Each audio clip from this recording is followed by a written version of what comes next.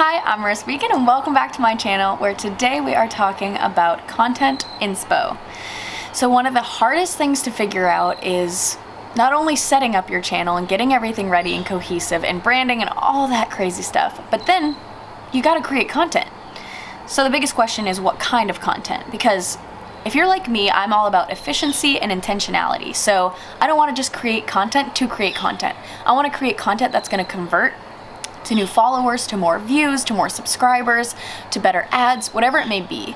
So the best way to do that is to prepare your content as much as possible so that you're hitting the exact points and having the best potential chances for your content to be received well, and also for your target audience. So one thing that I could go into that I'm not going to go too much into in this video, because you can click the link below and you can take my niche down course if you want, but the first thing before anything else is making sure you really know who your audience is that you want to talk to. Now, it doesn't matter if your grandma follows you and your parents and your cousins and, you know, that weird neighbor that you had one time. Even if they do follow you, you don't want to think about that. You want to think about who would be the ideal people that would follow me, who would subscribe to my channel, who would watch this content. And then you start to think, okay, what are they struggling with? What pain points do they have? What can I do to give value to them? Because if you can get inside their mind, you're more likely to be the video that they type in, oh, someone already created this and I was thinking about that. I wanted this, I'm looking for this. And your video is more likely to be at the top of those search engines, as well as something that's reoccurring that they save, share, and really want. So let's talk about a couple things that where you can go, where you can look for that content inspiration.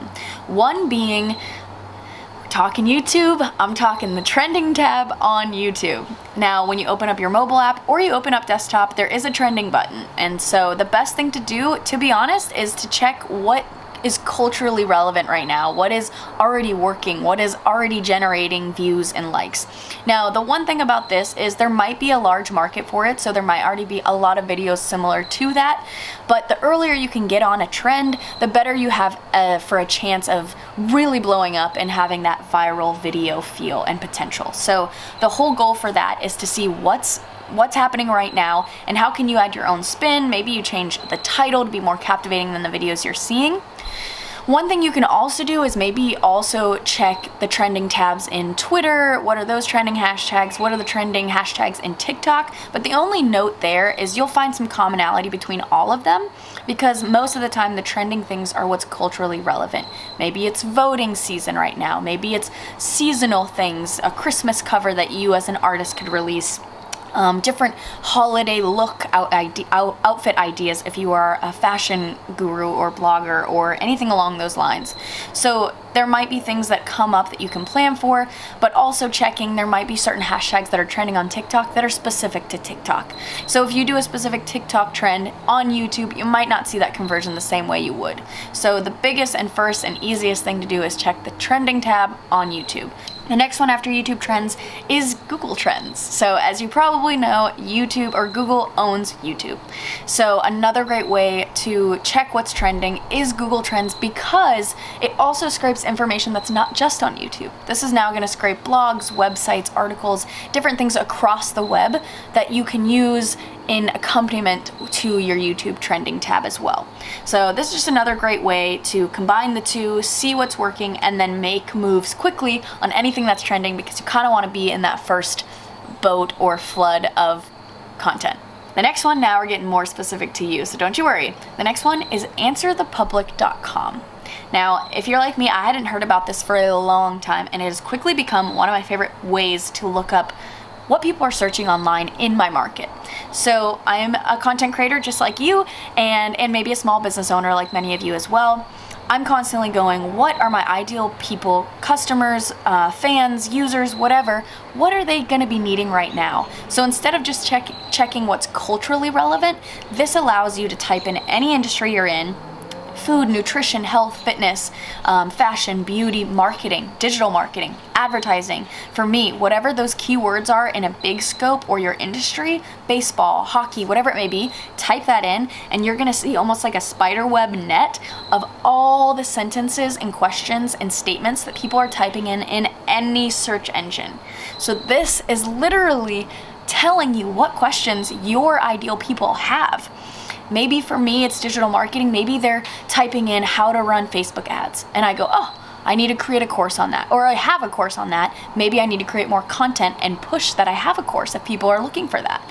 Maybe they're typing in seasonal content ideas or Instagram story templates, whatever it may be. I go, okay, somebody somewhere, and not just somebody, a group of people, which is why they're coming up. They also show you a pattern of the darker circles, meaning more people have typed that in. So start with the ones that the most people are looking for, but do them all, because you can see real organic growth by being in those micro hashtags, those micro, which is a story and a video for another day, but those smaller ones, you can be some of those top videos. So consider doing that. Find your market, find what people are asking, and make a whole list of videos off of that.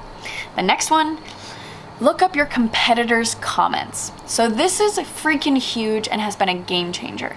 So let's say, for a hypothetical, you are an artist, and let's also say that you have a similar sound, you're a male, to a Blake Shelton or a Chris Jansen or a Michael Ray. Maybe you go in and you type in their channels and you look up a few videos and you see in the comments what their fans are asking them to create.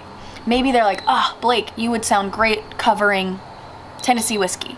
You go, I sound kind of like Blake. I want that similar market. I want to feed to those people. Maybe I could do a cover of Tennessee whiskey and optimize it, which is in a whole other course. If you need help on that, I've got you covered. But maybe they're wanting more Q&As. Maybe they're wanting, hey, what's it like to be on the road as an artist? And you go, well, I'm on the road every weekend. Like, what? Maybe I can show a behind the scenes. Maybe I can answer some of the most frequently asked questions in my own Q&A. So there's all these ways to consider what they're dealing with. Maybe you're a beauty guru and you go to some influencers on YouTube and you see their videos and people say, oh, I want more Halloween looks, or my skin is breaking out because of these masks. I don't know what to do. And maybe you have a killer products that you can do a whole video on, product reviews for maskne or mask acne. Whatever it may be, start thinking about, if they're commenting it, it's valuable for them and they want it. And I guarantee they're not the only person that would like that piece of content. And these larger influencers and artists can't possibly create all of these. So pull some of those, make sure it's, again, something that you would want to attract to their audience too, and then make a whole running list. I have an entire spreadsheet that I just always add to of people that I follow, that I like, that create killer content or the perfect audience that I want to reach as well. So I start pulling from what people are already asking them to create and see if I can create it with my own twist, create it better, or create it first. Okay, last thing is the audience pain points. Now, I touched on this in the beginning, but I can't stress enough how important it is to find your niche, to find your audience, and be as specific as possible. And there's a difference in, okay, I want to speak to business owners, or I want to speak to young content creators, like early in their content creating life.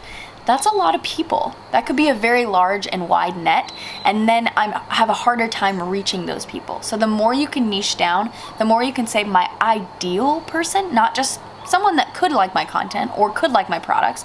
My ideal person would be a female business entrepreneur who's from the age of 25 to 32. Whatever it may be, she's ambitious, she needs support and help, she wears way too many hats and just needs the education, she needs a roadmap like I give in a course that I offer. So think about that for you. If you have your own eyeshadow palette, what are the pain points of that ideal person? Or do you speak to someone who didn't know and have the education to do fun makeup early on? Or do you speak to young boys who need someone else to show them the way and to give them encouraging and motivating content so they feel empowered to wear and have their own makeup looks? Maybe you cater to older women who are moms and they kind of lost like getting ready and getting dolled up and they want that back. And so they want to look for neutral or fun, flirty looks that you can deliver. Or maybe they're dealing with more skincare issues that you can offer. So just think about what's something that you're going through. Maybe that's your ideal target audience. And again, you can take the niche down course if you want more information on who your audience is and finding it. But from that course and from just thinking about these questions I've listed in front of you, start answering those questions and what are those pain points? What do they really struggle with right now or in general? and then what do they struggle with maybe at this point in their life. Maybe it's a seasonal thing, maybe it's, trying to cut cravings during the holidays, trying to lose weight in the summer months for a bikini body.